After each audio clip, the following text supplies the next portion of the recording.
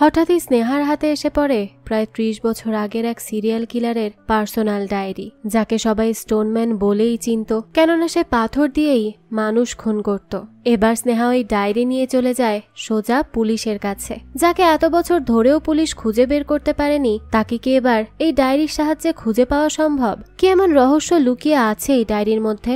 আর স্নেহার কাছেই বা এই ডায়েরি কিভাবে এলো? সেই সবই জানবো আজকের গল্প দ্য স্টোনম্যান মার্ডার্সে। শুরুতেই স্নেহা নামের একজন মহিলাকে দেখা যায়। স্নেহা ট্রেনে উঠে পড়ে, তার সাথে আর একজন মেয়েও ছিল। তখন তাদের একই বগিতে ওঠে কিছু সাধু। তার মধ্যে প্রধান সাধুর নাম হচ্ছে জীবনানন্দ। জীবনানন্দ স্নেহাকে বলে, তুমি হরিদ্বারে কি খুঁজতে যাচ্ছ? স্নেহা বলে, আপনাকে কে বলল আমি কিছু খুঁজতে যাচ্ছি? জীবনানন্দ হেসে বলে, তা কি লিখছো তুমি? স্নেহা তার এসব কথাবার্তা আর ব্যবহারে বেশ বিরক্তই হয় আর বলে, আমি একজন স্ক্রিপ্ট রাইটার আর হরিদ্বার যাচ্ছি একটা মাইথোলজিক্যাল থ্রিলার নিয়ে রিসার্চ করার জন্য। আসলে কেউ এভাবে যেচে পড়ে কথা বলতে আসলে কারোরই খুব একটা ভালো লাগার কথা নয়। দেখা যায় ওই লোকটি মাইথোলজির কথা শুনে বলতে থাকে, মাইথোলজি আর থ্রিল ডেডলি কম্বিনেশন। তুমি কি ডেটারেন্স থিওরির ব্যাপারে শুনেছ? সমাজ থেকে ক্রাইম উপড়ে ফেলার জন্য এই থিওরিটা খুবই কাজের। এটা একটা ইন্টারন্যাশনাল থিওরি যে ক্রিমিনাল যদি শাস্তিতে ভয় পায় তাহলে আর কখনো ক্রাইম করবে না। স্নেহা এটা শুনে বলে, তাই নাকি? তাহলে কি লাভ হচ্ছে এসব থিওরি করে? সে তো সবাই ধরা পড়ছে আবারও ক্রাইম করছে। আর এসব থিওরি কে বের করেছে? জীবনানন্দ বলে, সেটা জানতে হলে আমার আশ্রমে আসতে হবে। তোমাদের আমন্ত্রণ রইল। সেখানে অনেক কিছুই পেয়ে যাবে যা সম্পর্কে তুমি জানো না। চাইলে আসতেই পারো। এবার সেদিন রাতে স্নেহা জীবনানন্দকে বলে, যা আমি আসলে আমার ক্যারিয়ারে শ্রেষ্ঠ কোনো কাজ করতে পারিনি। একজন রাইটারের ক্যারিয়ার যদি আপনি টাকা পয়সা, নেম ফেম আর হিটস দিয়ে বিচার করেন, তাহলে আমি বলবো আমি সেই হিসেবে ফেইলিয়ার। আমি এখনো স্ট্রাগলের মধ্যেই আছি। খুঁজছি এমন একটা সাবজেক্ট যা আমাকে বেশ একজন রাইটার হিসেবে দাঁড় করিয়ে দিবে, তবে পাচ্ছি না আর হয়তো পাবও না। এসব শুনে জীবনানন্দ বলে, সিরিয়াল কিলার দিয়ে করো, এই নিয়ে কাজ করলে হয়তো কিছু হবে। স্নেহা বলে, না না, এই নিয়ে 1000টা কাজ হয়ে গেছে অলরেডি, আমাকে অন্য কিছু ভাবতে হবে। একই ধরনের কাজ মানুষ বারবার দেখতে চায় না। জীবনানন্দ বলে, তুমি কি ব্রাজিলিয়ান কিলার পেড্রোর নাম শুনেছ?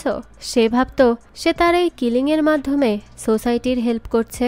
স্নেহা এটা শুনে বলে, না, আমি তো শুনিনি এমন কারো নাম। আমি বাংলায় কাজ করতে চাই। আর পশ্চিমবঙ্গের একটা সিরিয়াল কিলার ছিল, তাও বহুকাল আগের কথা। তার নাম হচ্ছে স্টোনম্যান। আপনি হয়তোবা তার ব্যাপারে শুনে থাকবেন, তাই না? জানতেও পারেন। জীবনানন্দ বলে, আমি কলকাতা সম্পর্কে কিছুই জানি না। অন্যদিকে আমরা সঞ্জয় নামের একটা লোককে দেখি যে একজন লোককে ফলো করতে থাকে আর একটা সময় গিয়ে তাকে পাথর দিয়ে আঘাত করে বেশ বাজেভাবে মেরে ফেলে। নিউজে বলা হচ্ছিল কলকাতার মানুষ আতঙ্কে আছে স্টোনম্যানের ক্রাইম নিয়ে। সে মানুষকে খুব ভয়ঙ্করভাবে মেরে ফেলে। পুলিশ তাকে খোঁজার অনেক চেষ্টা করছে, কিন্তু তাকে ধরার কোনো ক্লুই তারা পাচ্ছে না। যেই সঞ্জয় পাথর দিয়ে কিছুক্ষণ আগে খুন করলো, সে নিজেই এখন থানায় কল করে আর বলে, স্টোনম্যান আবারও একটা খুন করেছে স্যার, বডিটা পড়ে আছে, এসে নিয়ে যান। পুলিশ বলতে থাকে, সে কি কথা, আর তুমি কে? সঞ্জয় বলে, আমি কেউ না স্যার, আমি হচ্ছে একজন ভীতু বাবা, বডিটা পড়ে আছে, এসে প্লিজ নিয়ে যান। এই বলে সঞ্জয় কল কেটে দেয়। তারপরই একের পর এক খুন হয় আর পুলিশ তার হদিসও বের করতে পারে না। সঞ্জয় যেই পাড়ায় থাকতো সেখানে সবাই তাকে মানা করে রাত করে বাইরে না থাকতে, কারণ বাইরে কিলার ঘুরে বেড়ায়, কবে না কবে তার ক্ষতি করে ফেলে, তার কোনো ঠিক নেই। কিন্তু সঞ্জয় এসবে মোটেও পাত্তা দেয় না আর চলে আসে তার মেয়ের কাছে।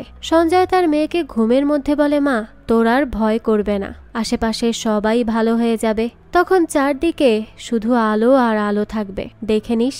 সঞ্জয় তখন একটা নোটবুক বের করে আর তাতে লিখতে শুরু করে, সেপ্টেম্বর 6, 1989। আজ হলো 5 নম্বর অন্ধকার, এখনো অনেক বাকি, অনেক কাজ আছে আমার। অন্যদিকে ট্রেনে স্নেহাকে কিছু বদমাইশ ছেলেরা বিরক্ত করছিল, তাকে আজে বাজে ইশারা দিচ্ছিল আর কথাবার্তা বলছিল, তার পথ আগলে দাঁড়াচ্ছিল। তখন সেখানে জীবনানন্দ দাস আসে আর ছেলেগুলোর একটার গলা চেপে বলে, তোর মুখে অনেক কথা, তাই না? আমিও দেখি তোর কত শক্তি। স্নেহা তখন এসব দেখে বলতে থাকে তাদেরকে ছেড়ে দিতে, কারণ যদি ছেলেটা মরে যায় তখন আবার আর এক ঝামেলায় পড়তে হবে। জীবনানন্দ তখন ছেলেটাকে বলে, আমি চাইলেই তোকে ট্রেন থেকে ফেলে দিতে পারি, কিন্তু আমি সেটা করব না। তোকে একটা সুযোগ দিচ্ছি, পরবর্তী স্টেশন আসলেই সেখানে নেমে যাবি যদি বাঁচতে চাস। তারপরে ছেলেটাকে জীবনানন্দ ছেড়ে দেয় আর স্নেহাকে বলে, চিন্তা করো না, কিচ্ছু হবে না আর। আসলে আমি ছোটবেলা থেকে একা ছিলাম, তাই ছিনিয়ে খাবার খেয়ে বড় হয়েছি, সেজন্যই এরকম ছোটখাটো কাজ করার শক্তি আমার আছে। যাই হোক, এখন বসে পড়ো আর বেশি চিন্তা করো না এসব নিয়ে, এখন আর কোনো ঝামেলা হবে না। রাতে দেখা যায় স্নেহা স্বপ্নে দেখে তার ছোটবেলায় তাকে কিছু বদমাশ ছেলে এভাবেই তাড়া করছিল, আর সে ভয়ে তখন চিৎকার করে হেল্প চাইছিল। এই স্বপ্ন দেখার সাথে সাথে সে ঘুম থেকে আঁতকে উঠে পড়ে। তাকে এইভাবে ভয় পেতে দেখে জীবনানন্দ একভাবে তাকে দেখে যাচ্ছিল, যেন সে স্নেহার ভয়ের কারণটা বেশ ভালোই জানে। দেখতে দেখতেই দৃশ্য চলে যায় সকালবেলা। তাদের ট্রেনের সফরও শেষ হয়। ট্রেন থেকে নেমে জীবনানন্দ তার আশ্রমের কার্ড দেয় স্নেহাদের হাতে আর বলে, যদি কখনো ইচ্ছে করে তাহলে এখানে আসতে পারে সে। স্নেহার ফ্রেন্ড তখন বলে, ঠিক আছে ঠিক আছে, আমরা সময় পেলে আসার ট্রাই করব। স্নেহা তারপর তার ফ্রেন্ডকে বলে, আমার তো জীবনানন্দ সাধুকে খুব সন্দেহ হচ্ছে, জানি না কেন আমার মনে হচ্ছিল যে সে কোনো কিছু লুকিয়ে রাখার চেষ্টা করছে, বারবার ক্রাইম নিয়ে কথাবার্তা বলছে। তার হিন্দিটা শুনে মনে হয়েছে সে বাঙালি, কারণ তার হিন্দিটা খুব একটা পাকাপোক্ত নয়, তার উপর গায়ে পড়ে কথাও বলছিল সে। এই ব্যাপারটা দেখে তো আমি নিশ্চিত যে সে বাঙালি। তারপরে তারা দুই বান্ধবী জীবনানন্দকে নিয়ে খুব বেশি কিউরিয়াস হয়ে ওঠে, তাই ইচ্ছে না থাকা সত্ত্বেও এসে পড়ে তার আশ্রমে। জীবনানন্দ তাদেরকে দেখেই বলে, যারা সমাজের চোখে ক্রিমিনাল তারা আমাদের এখানেই একটা আশ্রয়ের খোঁজে আসে। স্নেহার ফ্রেন্ড তখন বলতে থাকে, কতজন আছে এখানে? জীবনানন্দ বলে, সেটা বলা মুশকিল, অনেক সময় তুমি কাছ থেকে দেখেও বুঝে উঠতে পারবে না আসলে সে ক্রিমিনাল কিনা। আমাদের এখানে বিভিন্ন জায়গা থেকে বিভিন্ন দেশ থেকে মানুষ আসে, হতে পারে এখানের মধ্যে কেউ সিরিয়াল কিলারও। হ্যাঁ, এখানেই একজন সিরিয়াল কিলার থাকতে পারে, তবে সে নিজেকে কিলার হিসেবে ভাবেই না। তার মতে সে সমাজকে সুরক্ষিত রাখার কাজ করছে। এবার স্নেহা জীবনানন্দর সাথে দেখা করার পর তার ফ্রেন্ডকে বলে, একটা সাধু হয়ে ক্রাইম নিয়ে এত কথা সে কিভাবে বলতে পারছিল, আমার তো মাথাতেই আসে না। কেমন যেন তার মধ্যে একটা রহস্যময় ব্যাপার ছিল। জীবনানন্দ তাদেরকে যাওয়ার আগে বলেছিল আজ রাতটা আশ্রমে থাকতে, কারণ রাতটা একটু বেশিই হয়ে গেছে, বাইরে গেলে কোনো বিপদ আপদ হতে পারে। তাই স্নেহা আর তার বন্ধু সেখানেই থেকে যায়। তারা দুজন রাত্রেবেলা আশ্রমের ওখানেই হাঁটাহাঁটি করছিল। তখনই তারা এক সাধুকে ধরে যে তাদেরকে ফলো করছিল। সেই সময় জীবনানন্দ এসে বলে, তাকে ছেড়ে দাও, সে কিছুই করেনি। স্নেহা বলে, কেন? সে তো সকাল থেকে আমাদের ফলো করছে। কেন করছে বললে কি হয়? জীবনানন্দ বলে, এটা তোমাদের ভুল ধারণা, সে তো কথাই বলতে পারে না। এবার পরদিনই কলকাতা ফিরে আসে স্নেহা, কিন্তু কেন যেন সে ওই সাধু বাবাকে তার ছোটবেলার স্মৃতির সাথে মিলিয়ে ফেলছিল বারবার। যা কলকাতা আসার পরও স্নেহা বুঝতে পারে সাধু বাবা তার পিছু ছাড়েনি, সে যেন তাকে প্রতি মুহূর্তেই মনে করছিল। সেই সাথে তার ছোটবেলার স্মৃতিগুলোও বারবার মনে আসছিল, কিন্তু এসব কেন হচ্ছে তার কোনোই উত্তর নেই তার কাছে। রাতের বেলা দেখা যায় স্নেহা বাড়ি ফিরতেই কারেন্ট চলে যায়। সিঁড়ির মধ্যেই কে যেন স্নেহাকে মুখ চেপে ধরে। স্নেহা তখন চিৎকার করে তার মাকে ডাকে। তার মা এসে বলতে থাকে, কি হয়েছে? স্নেহা বলে, মা, এখানে কেউ ছিল, কিন্তু স্নেহার মা তো টর্চ দিয়ে দেখেছে সেখানে কেউ ছিল না। তাই স্নেহা বলতে থাকে, মা, আমি কি তাহলে পাগল হয়ে গিয়েছি? তার মা তখন তাকে উল্টো জিজ্ঞেস করে, তুই এখনো অন্ধকারে ভয় পাস? চল ভেতরে চল। দেখা যায় স্নেহা একটা নতুন স্ক্রিপ্ট নিয়ে কাজ করছিল।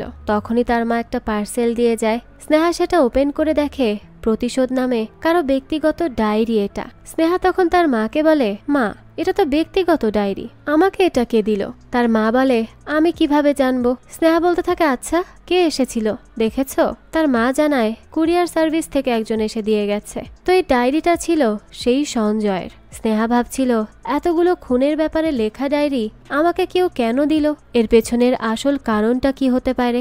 ডায়েরিটার পাতায় পাতায় খুনের কথা লেখা, কাদের যেন শাস্তি দেওয়া হচ্ছে। পুরনো কারো কনফেশনস আমি পড়ে কি করব?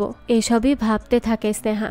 তখনই স্নেহার মনে পড়ে তার ছোটবেলার কথা। আসলে সঞ্জয়ের সেই মেয়েটাই হচ্ছে আজকে স্নেহা। স্নেহার সাথে ছোটবেলায় একটা দুর্ঘটনা ঘটে, অর্থাৎ কিছু খারাপ ছেলে তার সাথে বাজে কাজ করেছিল। আর তারপর থেকেই স্নেহা বেশ ভয়ের মধ্যে থাকতে শুরু করে। স্নেহা দিন রাত কান্না করত। তার এই কান্না তার বাবা সঞ্জয় কোনোভাবেই সহ্য করতে পারত না। বর্তমানে দেখা যায় স্নেহা ডায়েরিটা পড়ার পর নিজের সাথে অনেক মিল খুঁজে পায়। আর ভাবে কোনো একটা অন্যায় হয়েছিল, কিন্তু কি সেটা? আমার সাথে যা হয়েছিল সেরকম কিছু কি? অন্যদিকে সঞ্জয় বসে বসে একটা বই পড়ছিল, যেখানে সে ভাবছিল অনেক সময় অন্যায় আটকাতে শাস্তির বিকল্প হয় না, আর সব সময় ন্যায় বিচারের জন্য প্রশাসনের দিকে চেয়ে না থেকে নিজেই ক্রিমিনালদের শাস্তি দেওয়া উচিত। একজন দুইজন নয়, বরং সম্পূর্ণ সমাজটাকেই বদলাতে হবে। আসলে এই ডায়েরির মাধ্যমে আমাদেরকে সঞ্জয়ের অতীতের কাহিনী বলা হচ্ছিল। সঞ্জয় লিখেছে, সবসময় খুব অশান্তিতে থাকতাম, আমি কিভাবে সুযোগ পাবো শাস্তি দেওয়ার সেটাই ভাবতাম। তখন একদিন আমার সাথে দেখা হলো সুলতানা বিবির। আমি তাকে প্রতিদিন ফলো করেছি আর দেখেছি যে সে কি করে। সঞ্জয় দেখত সুলতানা পরকিয়া করে। ডায়েরিতে এসব পড়ার পর স্নেহা ভাবছিল লোকটা শুধু ক্রিমিনালদের শাস্তিই দিত এমন নয়, বরং সে সেই সাথে ক্রাইম আটকানোর চেষ্টাও করছিল। দৃশ্য আসে সঞ্জয়ের কাছে। অতীতে সঞ্জয় একদিন সুলতানার কিছু কথা শোনে। সুলতানা একটা সহজ সরল মেয়েকে চাকরি দেওয়ার কথা বলে ফাঁসিয়ে নেয় তার জালে। এরপরই তার বসকে কল করে বলে, আমি একটা মেয়েকে ধরেছি, তাকে এবার ফাঁদে ফেলে বিক্রি করার দায়িত্ব তোমাদের। মেয়েদের বিক্রি করে ভালোই তো টাকা আসছে, তাই আমাকেও এখন থেকে বেশি টাকা দিতে হবে। এগুলোই সে তার বসকে বলছিল। এদিক থেকে সঞ্জয় সবকিছু শুনে নেয় আর বুঝতে পারে অসহায় মেয়েটাকে বিক্রি করে দিবে এরা। তাই তার খুব রাগ হচ্ছিল।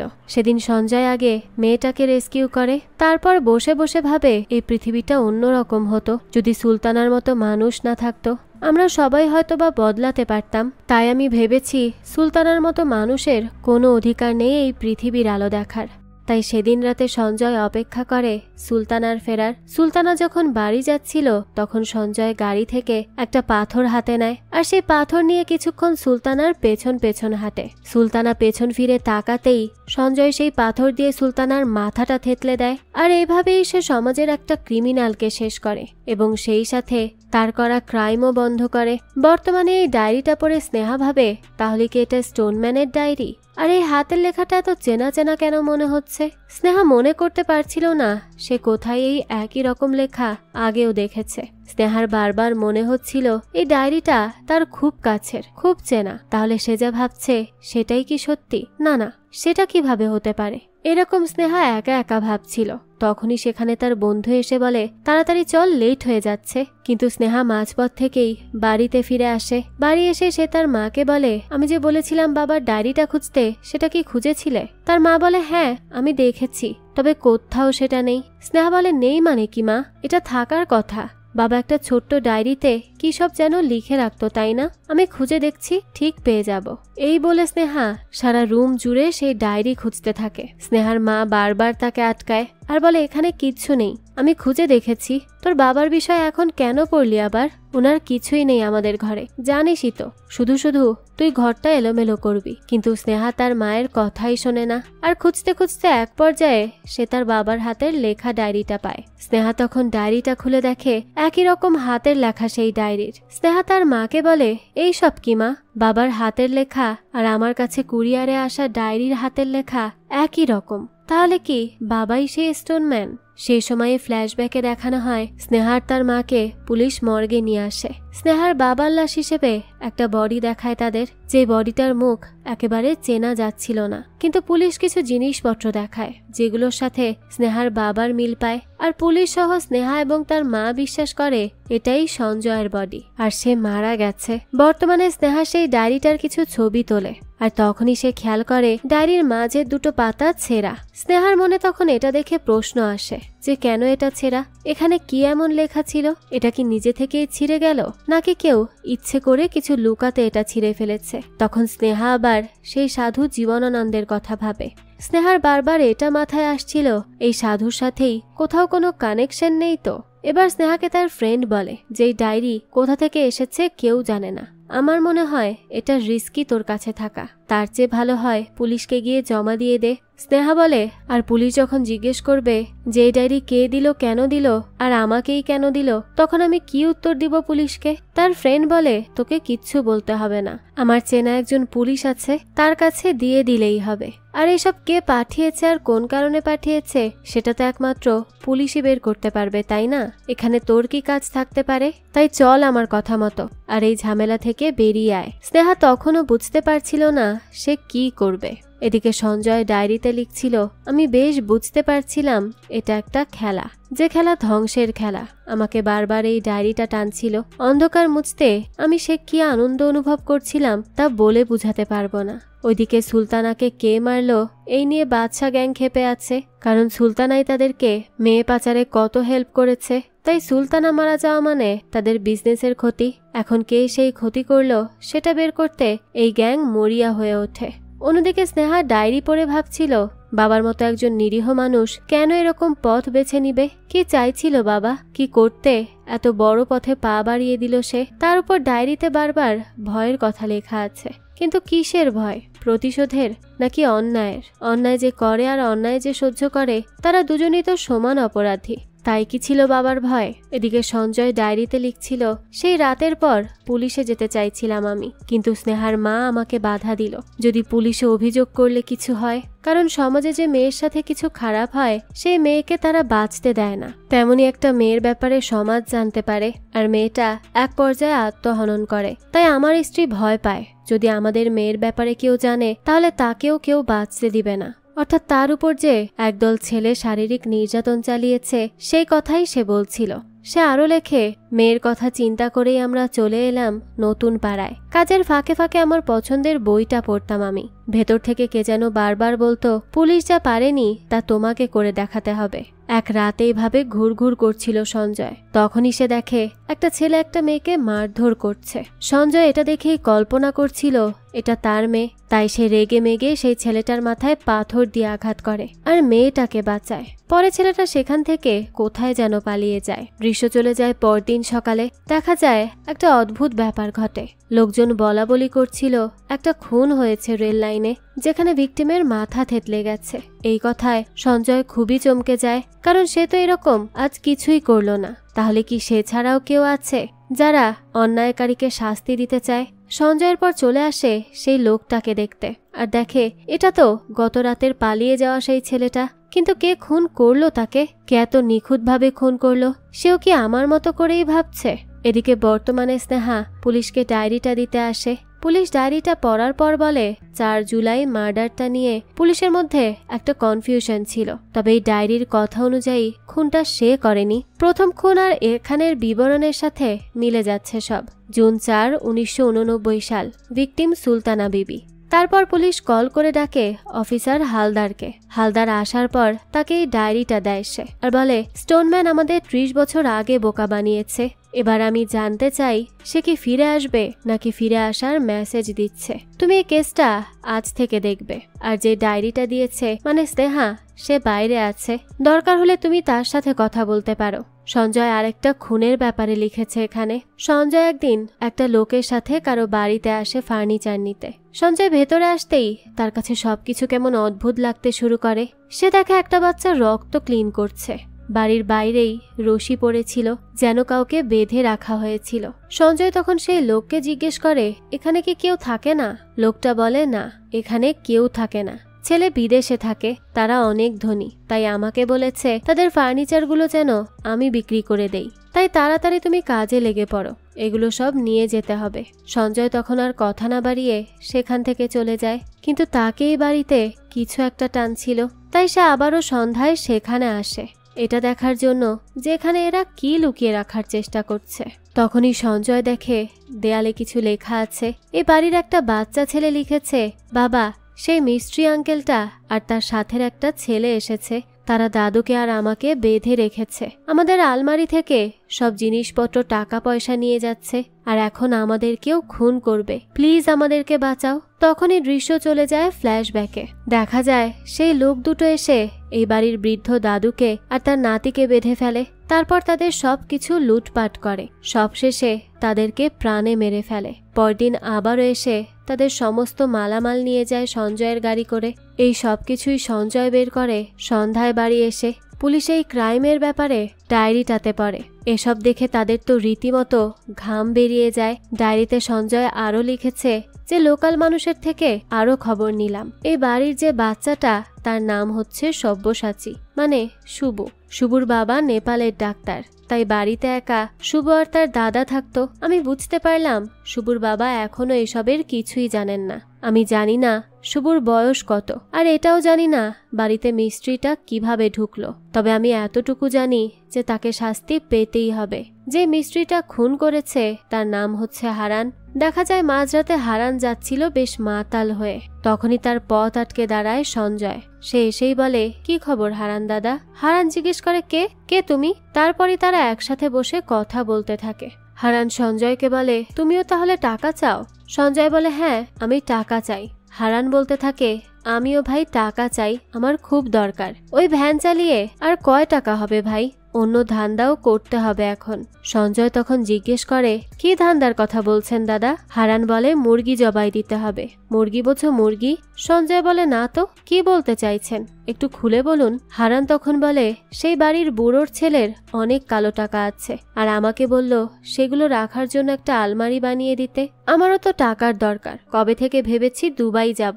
কে দিবে এত টাকা? তাই টাকা যদি না দেয় তাহলে তো ছিনিয়ে নিতে হবে, তাই না? আর বুড়োর টাকার মধ্যে দুটো স্বর্ণের বালাও পেয়েছি, সেগুলো লুকিয়ে রেখেছি।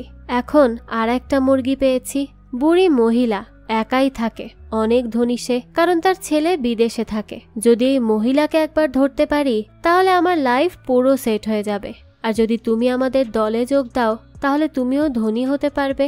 সঞ্জয় বলে, কিন্তু তুমি তো টাকা পয়সা সব পেয়ে গিয়েছিলে, তাহলে বাচ্চা আর তার দাদুকে কেন মারলে? কেন নিজের হাতে রক্তের দাগ লাগালে?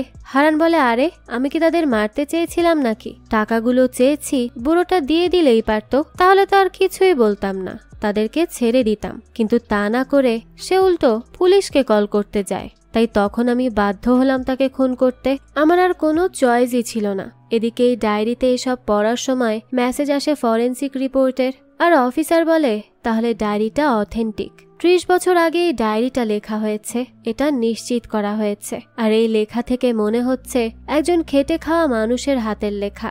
অফিসার হালদার তখন তার জুনিয়র অফিসারকে বলে, 19 জুলাই রাতে 2টা খুন হয়, একজন 50 বছরের মানুষ আর একজন 12 বছরের। এই ডায়েরিটা তাই বলছে।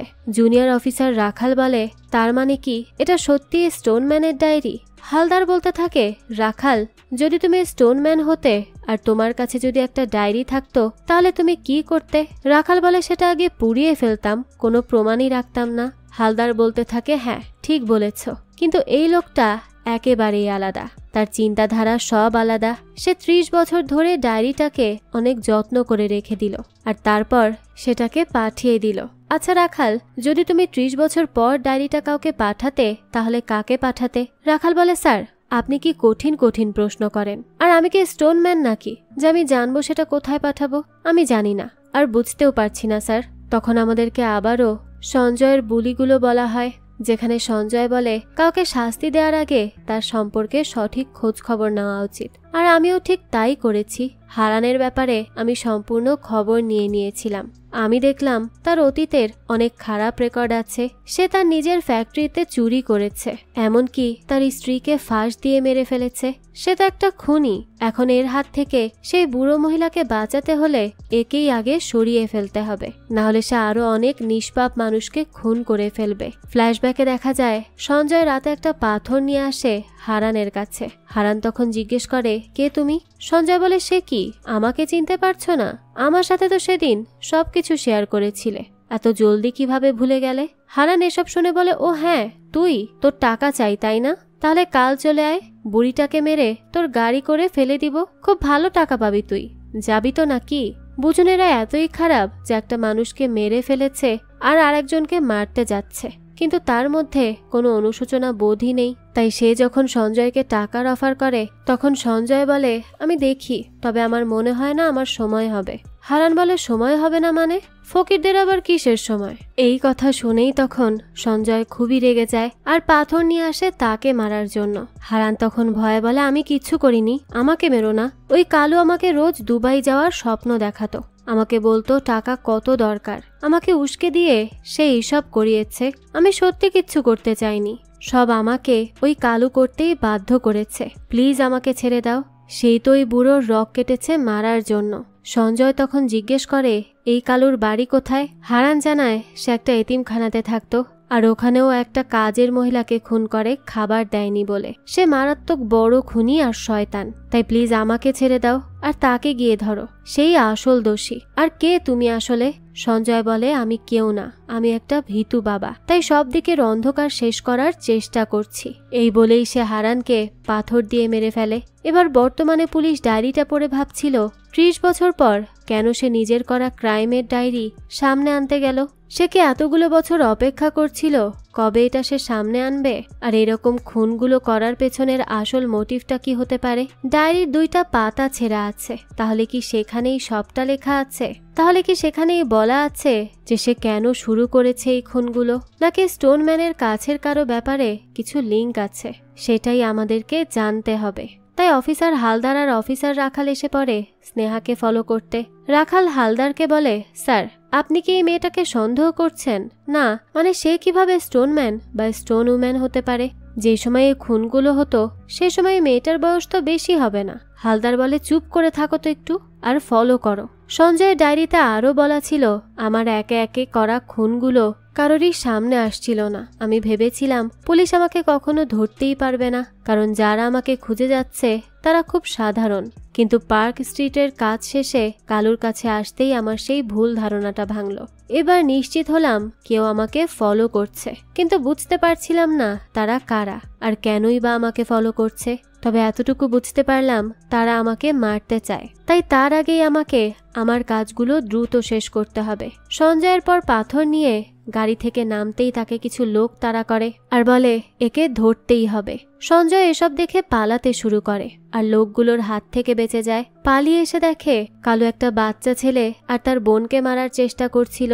এদিকে দেখা যায় কলিং বেল বাজায় হালদার। পুলিশকে স্নেহা নিজের ঘরে দেখে একটু শকটি হয়ে যায়, যদিও সে আন্দাজ করেছিল এই ডায়েরি দিলে সেই কেসের অংশ হয়েই যাবে। তাই স্নেহা খুব একটা অবাক হয় না। হালদার তখন স্নেহাকে বলে, স্টোনম্যানকে ধরতে আমরা আপনার হেল্প চাই।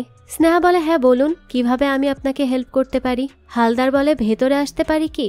স্নেহা বলে, হ্যাঁ হ্যাঁ আসুন না। তো কথা বলা শেষে হালদার ফেরার পথে রাখালকে বলে, মেয়েটা পস্তাচ্ছে যে কেন ডায়েরিটা আমাদেরকে দিল। আসলে সে ভাবেনি 30 বছর আগের কাহিনী নিয়ে আমরা এখন ঝাঁপিয়ে পড়ব। রাখাল বলে, সে চাইছে না স্টোনম্যান ধরা পড়ুক। হালদার বলে, হ্যাঁ, এবার প্রশ্ন হচ্ছে কেন চাইছে না? তার এখানে কি সমস্যা বা কি সম্পর্ক রয়েছে স্টোনম্যানের সাথে? আচ্ছা রাখাল, তুমি যদি স্নেহা হতে তাহলে কি করতে? রাখাল বলে, স্নেহা? আমাকে আর কতগুলো রোল দিবেন স্যার? এদিকে স্নেহা সঞ্জয়কে কল্পনা করে আর জিজ্ঞেস করে, তারপর কি করলে? সঞ্জয় বলে, কালুকে মারার ইচ্ছে ছিল না, ভেবেছিলাম বাচ্চা ছেলে শুধরে যাবে। সেই সময় দৃশ্য চলে যায় ফ্ল্যাশব্যাকে। যখন কালু মেয়েটাকে প্রায় মেরে দিচ্ছিল তখনই সঞ্জয় এসে থাপ্পড় মারে কালুকে। কালু বলে, তুমিই সেই ভ্যানওয়ালা না? ভাই বলেছিল তুমি নাকি আমাদের দলে নাম লেখাবে, তাহলে আমাকে মারছো কেন? সঞ্জয় বলে, তুই শুভুকে মেরেছিলি? তুই হারানকে বলেছিলি বুড়ো লোককে খুন করতে? তুই তোর বস হারানকে লোভ দেখিয়েছিলি টাকার? তুই খুন করতে বলেছিলি তাই না? কালু বলে, হ্যাঁ, খুন করতে খুব মজা, দেখবি তুই কিভাবে খুন করতে হয়। এই বলেই সে চাকু নিয়ে সঞ্জয়কে মারতে যায়। তখনই সেই মেয়েটা কালুর মাথায় পাথর দিয়ে আঘাত করে আর সঞ্জয়কে বলে এখান থেকে পালাতে। সঞ্জয় তখন সেখান থেকে পালিয়ে যায়। এদিকে বর্তমানে হালদার আর রাখাল আসে স্নেহার ফ্রেন্ডের সাথে কথা বলতে। তার ফ্রেন্ড বলছিল, কি নিয়ে কথা বলতে চান আপনারা? রাখাল বলে, স্টোনম্যানের সম্পর্কে। আমরা জানতে চাই তার ফিরে আসার ব্যাপারে। তো তার সাথে কথা বলা শেষে বাইরে আসে তারা। রাখাল তখন হালদারকে বলে, স্যার ওই স্নেহা মেয়েটা খুব সন্দেহজনক, তার মধ্যে কিছু তো লুকিয়ে আছে, আর সেখানে গিয়েও নাকি সে চেনা কাকে খুঁজেছিল। কে হতে পারে স্যার? আপনি কি ভাবছেন? হালদার বলে, আমি ভাবছি মেয়েটা কাকে বাঁচাতে চাইছে। রাখাল বলে, স্যার ওই হরিদ্বারের সাধু বাবা স্টোনম্যানকে আশ্রমে আশ্রয় দেয়নি তো? এদিকে স্নেহা জীবনানন্দর ছবিগুলো দেখছিল আর তার বলা কথাগুলো মনে করছিল। সে বারবার তার ছবিগুলোকে দেখেই যাচ্ছিল কারো সাথে মিল খোঁজার জন্য। তখনই তার মা এসে ছবিগুলো দেখে ভয় পেয়ে যায়, তার হাত থেকে গ্লাস পড়ে যায়। তার মা হয়তো বা চিনে গেছে এই ছবির মানুষটা আসলে কে। স্নেহা বলে, মা কি করছো? সাবধানে কাজ করবে না? তার মা তখন বলে, ওই ছবিগুলো, এগুলো কার? কে সেই ছবিতে? স্নেহা বলে, কেউ না তো। কেন এরকম করছো? কি হয়েছে বলো তো? তার মা বারবার ভয়ে ভয়ে বলছিল, ওই ছবিটা কার? স্নেহা বলতে থাকে, কি হয়েছে, আমার দিকে তাকিয়ে বলো, ভয় পাচ্ছ কেন? তো এবার এদিকে ফ্ল্যাশব্যাকে দেখা যায় সঞ্জয় ফেরার পথে একটা গাড়ির সাথে তার ধাক্কা লাগে। তখনই গাড়ি থেকে বেরিয়ে লোকটা সঞ্জয়কে আচ্ছা মতো গালিগালাজ করতে থাকে। সঞ্জয় বলে, আরে আমি কিছু ইচ্ছে করে করিনি, আমার হাতটাও তো কেটে গেছে, আর তোমার গাড়ির কিচ্ছু হয়নি, ভালো করে দেখো। তখন লোকটা সঞ্জয়কে চিনতে পারে আর সে ভয়ে তার গাড়ি রেখেই পালিয়ে যায়। সঞ্জয় তো কোনোভাবেই বুঝতে পারে না এটা কি হলো, কেন সে পালালো। তখন সে কারো আওয়াজ পেয়ে দ্রুত গাড়ির ডিকি ওঠায় আর দেখতে পায় সেখানে একটা মেয়ে আছে যাকে বেঁধে কিডন্যাপ করা হচ্ছিল। সঞ্জয় তখন মেয়েটার হুঁশ ফিরিয়ে আনে আর তার কাছে জানতে চায় তার নাম কি। মেয়েটা জানায়, আমার নাম সোমা। সঞ্জয় তখন জিজ্ঞেস করে, থাকো কোথায়? সোমা জানায়, বসিরহাটে। সঞ্জয় আরো জিজ্ঞেস করে, এখানে কিভাবে আসলে? এই কথা জিজ্ঞেস করতেই মেয়েটা কাঁদতে শুরু করে। সঞ্জয় তখন তাকে সান্ত্বনা দিয়ে বলে সে যেন এভাবে না কাঁদে। এখান থেকে দৃশ্য চলে যায় পরদিন। চায়ের দোকানে লোকজন বলা বলি করছিল, এবারও জোড়া খুন হলো। সঞ্জয় বলে, তোমরা একটু সাবধানে থেকো, বলা যায় না ওই পাগল লোক আবার কখন কাকে মেরে দিচ্ছে। কি যে হচ্ছে কিছু বোঝা যাচ্ছে না। সঞ্জয় এমন স্বাভাবিকভাবে কথাগুলো বলছিল যেন সে সত্যিই কিছু জানে না। বর্তমানে রাখাল কল করে হালদারকে আর বলে, স্যার ডায়েরিটা পড়তে পড়তে একটা প্রশ্ন আসলো মাথায়, যে তাকে কে ফলো করছিল। হালদার বলে, সেটাই তো, কে তাকে ফলো করছিল? এর মানে তাকে চিনতো কেউ। তার উপর দ্বিতীয় মার্ডার করার সময় তো তাকে খুন করতেও এসেছিল। তারপর সেই ট্যাক্সি ড্রাইভারটাই বা পালালো কেন?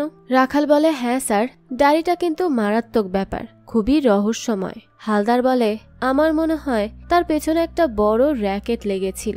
সুলতানা বিবি মারা যাওয়ায় যাদের সবচেয়ে বেশি ক্ষতি হয়েছে তারাই মূলত স্টোনম্যানকে মারার জন্য পেছনে পড়েছিল।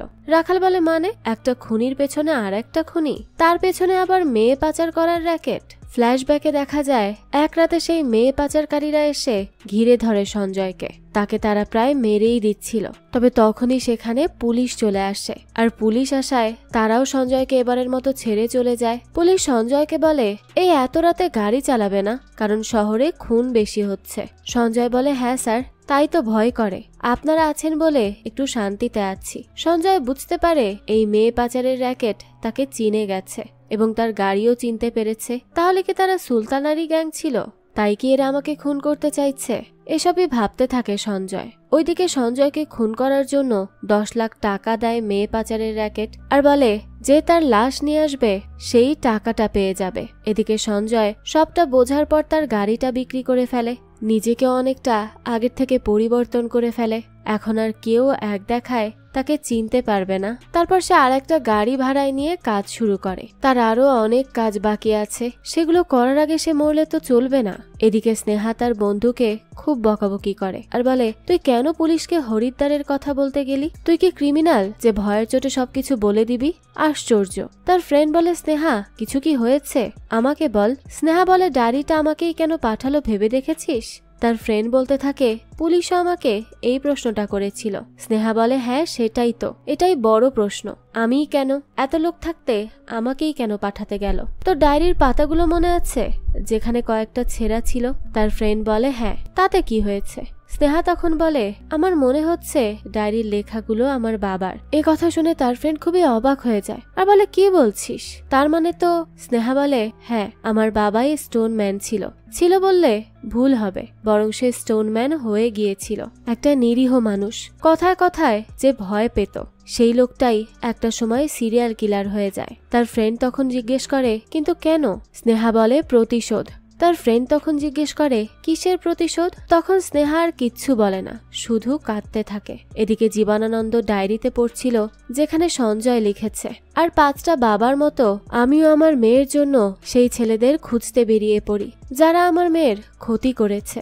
আমি পাগলের মতো তাদের এদিক ওদিক খুঁজি। যদি তাদের পেয়ে যেতাম তাহলে হয়তো এত কিছু হতোই না। আমি তাদেরকে সব দিকে খুঁজতে শুরু করি। আমার মেয়ের কষ্ট আমি বাড়ি বসে বসে আর দেখতে পারছিলাম না। আমি জানতে চেয়েছিলাম কেন তাকে এই ছেলেগুলো এত বড় কষ্টটা দিল। তার কি দোষ ছিল? তার জীবনটা এভাবে নষ্ট না করলে কি হতো না? কিন্তু আমি কিছুই করতে পারিনি। কারা যেন তাদের আড়ালে নিরাপদে সরিয়ে দিয়েছিল। ভয় পেয়ে আমার মেয়েকে সাহস দিতে হাতে পাথর তুলে নিয়েছিলাম, এভাবে যদি আলোর দেখা পাওয়া যায় সেই জন্য। এদিকে বর্তমানে হালদার আর রাখাল খোঁজ করে সঞ্জয় এবং স্নেহার পুরনো জায়গায়। আর সেখান থেকেই তারা জানতে পারে স্নেহার যখন 14 বছর ছিল তখন তার নাকি একটা অসুখ হয়েছিল। প্রতিবেশীরা কখনো জানতে পারেনি কি সেই অসুখ। তার বাবা বলতো তাদের মেয়ে অসুস্থ, তাই এরকম চিৎকার করে আর কান্না করে। আর স্নেহার অসুখের ঠিক 4 মাস পরই এই স্টোনম্যান প্রথম খুন করে। কেমন যেন একটা লিঙ্ক পাওয়া যাচ্ছে এইসবে। তারপর আবার স্নেহার সাথে এক সাধুর দেখা হয়, আর সেই সাধুর সাথে দেখা হওয়ার পরপরই সেই ডায়েরি স্নেহার কাছে আসে। এই সবকিছুর মধ্যে একটা না একটা সম্পর্ক আছেই আছে, আর আমরা একটা রাস্তা পাচ্ছি স্টোনম্যান পর্যন্ত এগিয়ে যাওয়ার। এদিকে ফ্ল্যাশব্যাকে দেখা যায় সঞ্জয়কে মনে করে মনোহরকে তুলে আনে গ্যাং, আর তাকে মারতেই যাবে, কিন্তু তখনই আর একটা গ্যাং এসে ঝামেলা শুরু করে। আর এই সুযোগে সঞ্জয় নিরীহ মনোহরকে বাঁচিয়ে নেয় আর সেখান থেকে পালায়, কিন্তু তখনও সেই গ্যাং তার পেছনে পড়া ছাড়েনি। এদিকে বর্তমানে স্নেহা ভাবছিল তার বাবা মারা যায়নি, সে জীবনানন্দর আশ্রমেই আছে। তার ফ্রেন্ড বলে যদি তিনি বেঁচেই থাকেন তাহলে তোরা জানিস না কেন তিনি দেখা করতে আসেন না। স্নেহা বলে সেটাই ভাবছি, বাবা আমাকে আর মাকে এত ভালোবাসতেন, তাহলে কেন একবারও যোগাযোগ করলেন না, কেন দেখা করলেন না, এসবের কিছুই আমি বুঝতে পারছি না। এরপরই বাড়ি ফিরে স্নেহা ব্যাগ গুছিয়ে নেয় হরিদ্বার যাওয়ার জন্য, আর তার মাকে বলে মা আমার সাথে যখন সেই ঘটনাটা ঘটে তখন বাবাকে কি কিছু অদ্ভুত কাজ করতে দেখেছো? তার মা বলে কই না তো, প্রতিদিন যেভাবে ডিউটিতে যেত আর যেভাবে ফিরে আসতো সেরকমই দেখেছি, আলাদা কিছু করতে কখনো দেখিনি। কেন কি হয়েছে? স্নেহা বলে না কিছু না, এমনি আজ বাবাকে খুব মনে হচ্ছিল। এদিকে ফ্ল্যাশব্যাকে দেখা যায় সঞ্জয় তার পরের ভিকটিম খুঁজে বের করে, যার নাম মোহন। সে বাচ্চা ছেলেদেরকে মাদকে আসক্ত করে, এতে করে অনেকে মারাও যাচ্ছিল। মোহনকে যেদিন সে মারতে যায় সেদিন পুলিশের নজরে হাতে নাতে পড়ে যায় সঞ্জয়। বর্তমানে এইটুকু পড়ার পর আর বাকিটুকু পায় না রাখাল তখন হালদারকে বলে স্যার ফটোকপিটা নিয়ে এসেছিলাম, কিন্তু বাকিটা বাড়িতেই রয়ে গেছে। আপনি তো সব কয়টা খুন পড়েছেন, তাহলে বলুন এরপর তার সাথে কি হয়েছে আর কয়টা খুন করেছে সে? হালদার বলে কি জানি, অগণিত হতে পারে, তুমি দেখা হলে জিজ্ঞেস করে নিও। রাখাল বলে কার সাথে? স্টোনম্যানের সাথে। কোথায় দেখা হবে? হরিদ্বারে। তখন আর হালদার কিচ্ছু বলে না, হয়তোবা সে কিছু একটা আজ করতে পেরেছে। এদিকে স্নেহা হরিদ্বার যাওয়ার জন্য বেরিয়ে পড়ে ট্রেনে করে, আর এদিকে হরিদ্বারে বসে অপেক্ষা করছিল জীবনানন্দ। এই দৃশ্যের সাথেই এই গল্পটাও এখানেই শেষ হয়ে যায়, তবে এখনো অনেক প্রশ্নের উত্তর পাওয়া বাকি, আর স্টোনম্যানের সাথে শেষ অবধি কি হতে চলেছে সেটাও জানা বাকি। আর সেই সবই আমরা জানতে পারবো এর পরবর্তী সিজনে, আর সেটা যখনই আসবে তা আমি আপনাদের জন্য এক্সপ্লেইন করার চেষ্টা করব। এই তো ছিল আজকের গল্প। এই গল্পটা আপনাদের কাছে কেমন লেগেছে সেটা অবশ্যই আমাদেরকে কমেন্ট করে জানাবেন। যদি এতটুকু ভালো লেগে থাকে তাহলে একটি লাইক দিয়ে যাবেন। আর হ্যাঁ, আমাদের এই চ্যানেলে কিন্তু প্রতিনিয়তই নতুন নতুন ভিডিও আপলোড করা হয়, সেই সব ভিডিওর আপডেট পেতে আমাদের চ্যানেলটিকে সাবস্ক্রাইব করে বেল আইকনে অল দিয়ে রাখতে কিন্তু ভুলবেন না। আর একটা কথা, আমাদের সকল ভিডিওর আপডেট পেতে জয়েন করতে পারেন আমাদের হোয়াটসঅ্যাপ চ্যানেলে, লিংক ডেসক্রিপশন বক্সেই দেয়া আছে। আজকে তাহলে এই পর্যন্তই, আবারও হাজির হব নতুন কোনো ভিডিও নিয়ে। সেই পর্যন্ত সবাই ভালো থাকবেন আর আমাদের চ্যানেলের সাথেই থাকবেন। ধন্যবাদ।